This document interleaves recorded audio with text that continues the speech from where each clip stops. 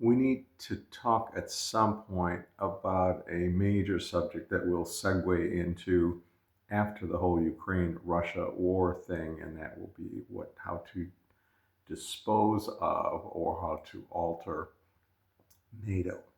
So that's going to tie a lot of things together. What is NATO? Is it something that we defend against someone? And that would be, I guess, Western Europe we'd be talking about. But if so, who and what in Western Europe do we defend? What are they? What is their character? What are we trying to preserve there? And against whom are we defending them? Exactly. Russia, maybe certainly in the past, and possibly still now, but probably not. So we have to start thinking about, again, who and what are they? What are we trying to defend? Are they worthy of our long-term friendship and defense? Are they unable to defend themselves to begin with? So NATO, what is it composed of? And this ties in with all the military industrial complexes which are being sucked into Ukraine and the Ukraine-Russia war. Maybe it might be useful to think of Ukraine now. Again, does it exist? Did it ever exist? Is it this thing? Is it this country or empire or culture or great language or anything along those lines? And it seems sometimes that maybe Ukraine is more like a giant athletic field, a huge stadium that is attracting everybody who wants to play football. It's the grandest stadium of all the football stadiums. And so all the great universities or professional teams want to go there and play football. I think the military industrial complexes really want to be there, have a very strong presence to bring all of their wares, all of the strengths, their military gear to play in great battles that sweep back and forth against this great plain that has always been there between Europe and Asia for the most part, or at least Eastern Europe. And we can think about that again and again. Obviously, that was an area of potential conflict between the Soviet Union and the United States, although thankfully it never became that.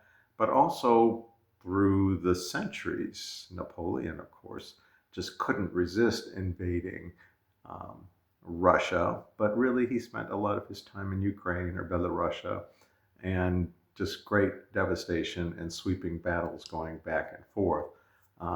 World War II, the one that really springs to mind for many people, is the tank battle of Kursk. And that was just a great sweeping, unobstructed plain battle between the panzers and the Soviet Russian tanks. And that was a pretty devastating thing. And the air war that occurred above that too. And World War One was a giant series of battles that surged back and forth across Ukraine. This huge arena that just is so attractive to the military people of Eurasia. And that just isn't going away. We can just see everybody wants to get in the game. Everybody wants to supply the weaponry. And that is the factor that we've, of course, talked about already a little bit for, is there going to be a World War III or another world war of whatever number we put on it? And if that is happening or does happen, and we are still in there on the wedded to the Ukrainian side, or to either side probably, but certainly to the Ukrainian side, because that's where we are at. But if that happens and we're there, we will not be able to stay out. So it has a kind of psychological and political, not geopolitical, yeah, but geopolitical, geographical draw. Goes back even from the Mongols, went back and forth across there. The Vikings did a lot of damage as raiders, slavers, and traders across that part of the world. And the Vikings, of course, were the founders of the great city of Kiev. And it even goes back to, let's see, what was his name? The king of Sweden, when Sweden was a budding military power in Western or Northwestern Europe.